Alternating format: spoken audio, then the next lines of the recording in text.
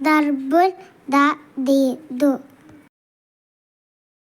നമുക്ക് ദാൽ എന്ന അക്ഷരം എഴുതാൻ പഠിക്കാം. ഇങ്ങനെയാണ് ദാൽ എന്ന അക്ഷരം എഴുതേണ്ടത്.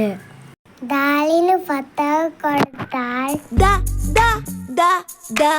ഇനി ദാലിന് ലമ്മ് കൊടുത്താൽ ദു ദു ദു ദു ദു. ദാലിന് കസ്റ് കൊടുത്താൽ ദി ദി ദി ദി ദി. ദാലിന് സുക്കൂന് നൽകിയാൽ ദ ദ ദ.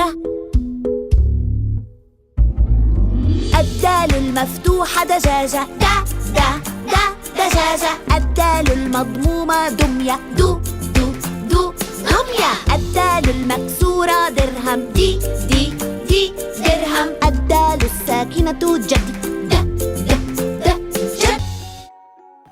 ദാൽ എന്ന അക്ഷരം എഴുതേണ്ടത് എങ്ങനെയെന്ന് നമുക്ക് നോക്കാം. ആദ്യം ഇതുപോലെ താഴ്ഭാഗത്തേക്കും പിന്നെ വലത് നിന്ന് ഇടത് ഭാഗത്തേക്കുമാണ് ദാൽ എഴുതേണ്ടത്. ഒന്നുകൂടി ശ്രദ്ധിക്കുക.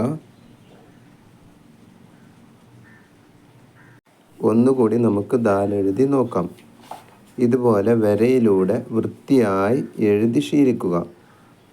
ഇനി നമുക്ക് ദാലിന് വിവിധ ഹർക്കത്തുകൾ നൽകി വായിക്കാം. ആദ്യം വൃത്തിയായി ദാൽ എഴുതുക, എന്നിട്ട് അതിന് മുകളിൽ ഒരു ഫതഹ് നൽകുക. ഇപ്പോൾ എങ്ങനെ വായിക്കും? ഇനി നമുക്ക് ദാലിന് മുകളിൽ ലമ്മ് നൽകി വായിച്ചാലോ? ഇനി വായിച്ചേ. ഇനി ദാൽ എഴുതി അതിൻ്റെ താഴെ കസ്റ് നൽകി വായിച്ചാലോ?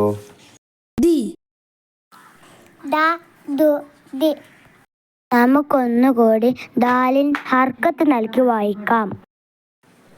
ആദ്യം ദാൽ എഴുതുക, അതിനു മുകളിൽ ഫതഹ് എഴുതുക.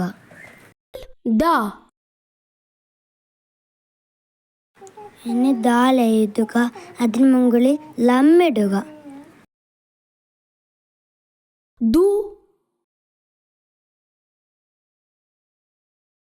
ഇനി ദാൽ എഴുതി അതിന് താഴെ കസ്റ് ഇടുക.